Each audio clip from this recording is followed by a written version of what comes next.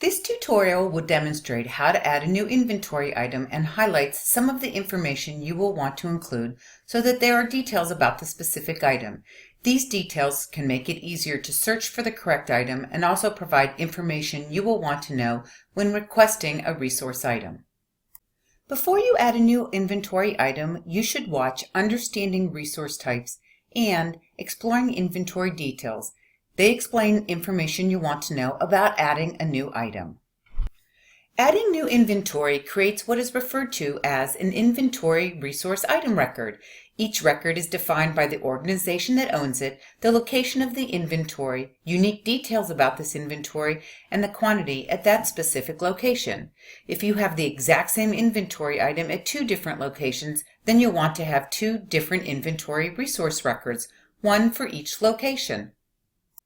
After selecting Add Item, you are taken to the first of two pages used to add new inventory. You are required to enter a resource name, which is your descriptive title of the resource. You also have to include the organization that owns the resource. The drop-down box includes your organization and any sub-organizations. You are required to enter the quantity, which is specific to the last required field, the actual location of the inventory itself.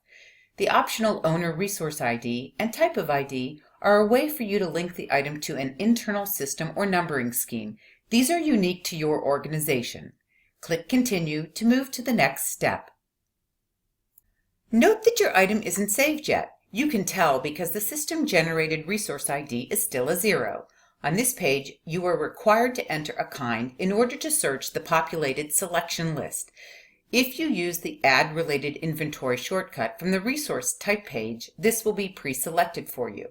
The kind we are adding is a vehicle, and we know that the category is firefighting. Populate the selection list and look for the resource type for our inventory, which is a fire ladder truck. Now we are able to save and continue. We are now on the Item Detail page. The new item is saved and the system has generated a resource ID. The more information you provide, the easier it is to make sure that you or someone else knows exactly what they are getting. You can enter details now or later. Just remember how important it is to have the details about a resource. As we go down the fields on this page, a few things to highlight. The resource type is populated from the previous step. If you realize this isn't correct, click the Select button and search for a different resource type. Keywords are additional search words to help you find the item more quickly. Note that the unit of measure displayed with the quantity is derived from that resource type. Some organizations have assets that are trapped in the system for internal use but can't be readily shared. In this case, the shareable drop-down should be set to No. There are several other fields which allow you to provide additional detail on this specific item, including if it is perishable and various dimensions.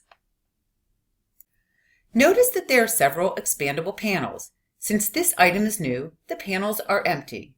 The Exploring Inventory Detail video provides information on each of these panels. We'll take a look at restrictions now, just to give you an idea of how a panel works. Restrictions are additional requirements, notes, and procedures related to the inventory item. There are a number of different categories, and these can be customized by the system administrator.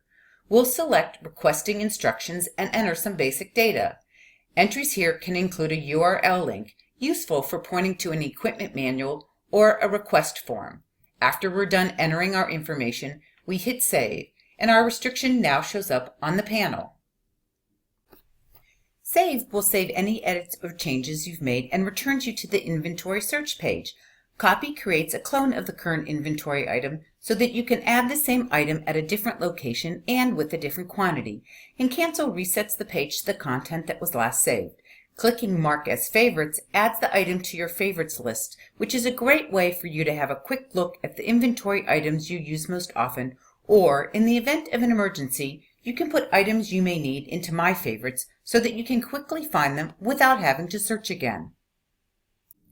We're done with our overview of adding a new inventory item. Don't forget to look at the other tutorials for helpful information, especially Understanding Resource Types and Exploring Inventory Detail.